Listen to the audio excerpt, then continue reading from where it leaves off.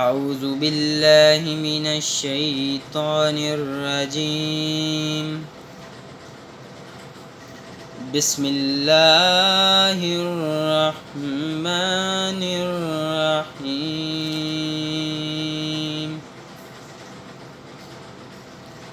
ربي اشرح لي صدري ويسر لي أمري واحلل عقدة من لساني يفقهوا قولي ربي زدني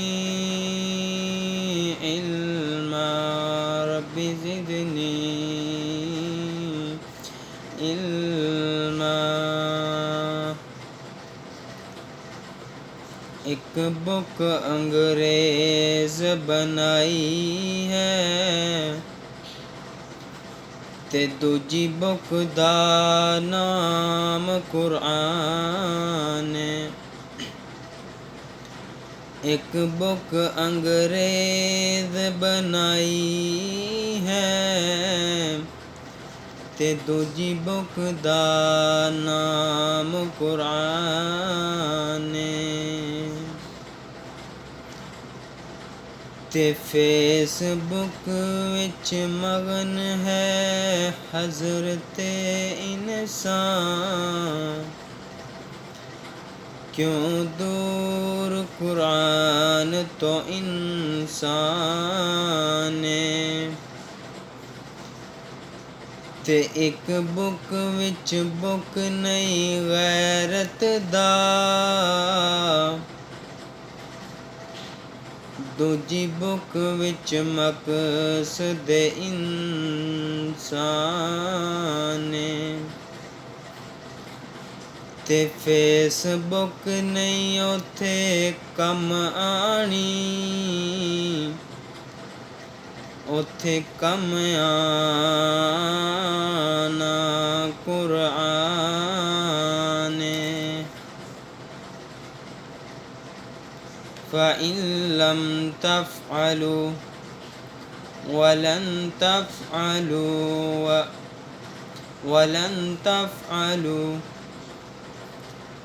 فَاتَّقُوا النَّارَ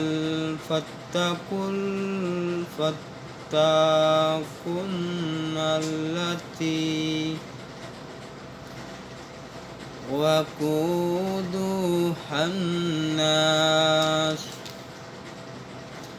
وقودها الناس والحجارة أعدت للکافرین۔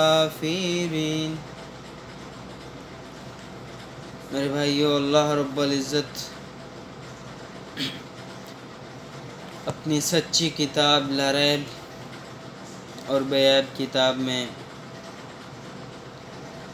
اس سے پچھلی آیت میں ہم نے پڑھا تھا کہ اللہ رب العزت فرما رہے ہیں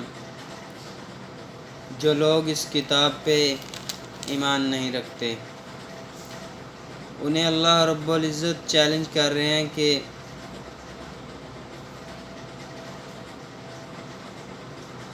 اگر جو کچھ ہم نے اپنے بندے محمد صلی اللہ تعالی وسلم پہ نازل کیا ہے،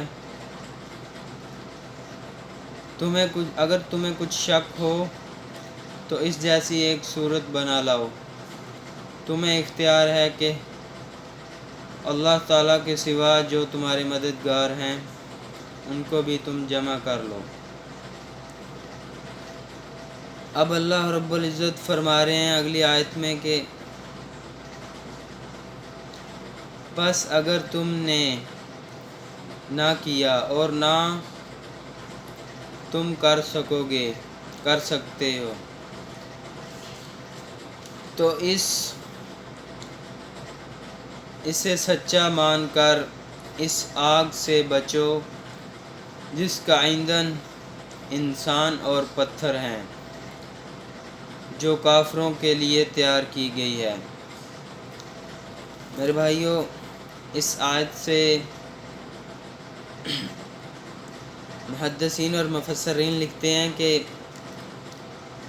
پتھر سے مراد وہ پتھر ہیں جو لوگ جسے اللہ رب العزت نے اشرف مخلوقات کا لقب دیا ہے، حضرت انسان جو غیر مسلم، جو اللہ کی راہ سے بھٹکے ہوئے ہیں اور دنیا کی چیزوں کو، پتھروں کو جو پوجتے ہیں، ان کے بارے میں لکھا ہے کہ جو پتھروں کو پوجتے ہیں انہیں بھی اللہ رب العزت دوزخ میں ڈالیں گے۔ میرے بھائیوں، صحابہ کے واقعے پڑھ کے دیکھیں، آج جو حضرت انسان گمراہ ہیں، جو پتھروں کی پوجا کرتے ہیں، ارے انہیں سوچنا چاہیے کہ یہ بے جان چیز جو اپنی حفاظت خود نہیں کر سکتی وہ کسی کا الہ نہیں ہو سکتی۔ الہ وہ ہے جو میرے بھائیوں ہر وقت اپنی مخلوق کا خیال کرنے والا ہے۔ دیکھیں اللہ رب العزت نے کتنی مخلوق پیدا کی ہے، انہیں روزی بھی دے رہا ہے اللہ رب العزت، انہیں ہر چیز کی سماعت، ہر چیز اللہ رب العزت انہیں مہیا کر رہا ہے۔ تو جو لوگ پتھروں کو پوجتے ہیں، آگ کو پوجتے ہیں، وہ سوچتے نہیں کہ یہ بے جان چیز ہے۔ وہ صحابہ کا واقعہ ہے نا، کسی نے پوچھا صحابہ رضوان اللہ اجمعین سے، کسی سے بھی آپ ایمان کیسے لائے؟ انہوں نے فرمایا کہ میں کسی سفر پہ جا رہا تھا، رستے میں کسی جنگل بیابان جگہ پہ میں نے ایسے کچھ تھوڑی دیر آرام کیا اور اپنا خدا نکالا، الہ، اور سامنے اسے رکھا اور عبادت کرنا شروع کر دی۔ تھوڑی سی دیر گزری تو کوئی جانور آیا اور اس خدا جو ہم نے بنایا تھا پتھر کو، یہاں اس کے اوپر اس نے پیشاب کر کے وہ پھر چلا گیا۔ تو مجھے سوچنے پہ مجبور کر دیا کہ اے بندے، جو الہ جسے ہم کہتے ہیں یہ اپنی حفاظت نہیں کر سکتا تو یہ ہماری کیا کرے گا، ہماری مدد کیا کرے گا؟ تو میرے بھائیوں، کیا آج حضرت انسان جو ساری مخلوقات سے افضل ہے، وہ اس چیز پہ سوچتا نہیں کہ اللہ کی شان کیا ہے؟ اللہ تو وہ ہے جو دن کو رات کر رہا ہے اور رات میں سے دن نکال رہا ہے۔ میرے بھائیو، اللہ تو وہ ہے جو زندوں سے مردہ چیز نکال رہا ہے، بے جان چیز نکال رہا ہے، اور بے جان چیز سے زندہ چیز نکال رہا ہے۔ دیکھیں ایک چوزا انڈا ہے نا، انڈا، ایک بے جان چیز سے اللہ رب العزت چوزا نکال رہا ہے۔ تو میرے بھائیو، آج حضرت انسان اس آیت کو سنے، سوچے، سمجھے، اسے پڑھے، سیکھے کہ اللہ کیا چیز ہے۔ اللہ کی ذات بہت بابرکت ہے میرے بھائیو، وہ نافرمانوں کو بھی عطا کر رہا ہے اور فرما برداروں کو بھی عطا کر رہا ہے۔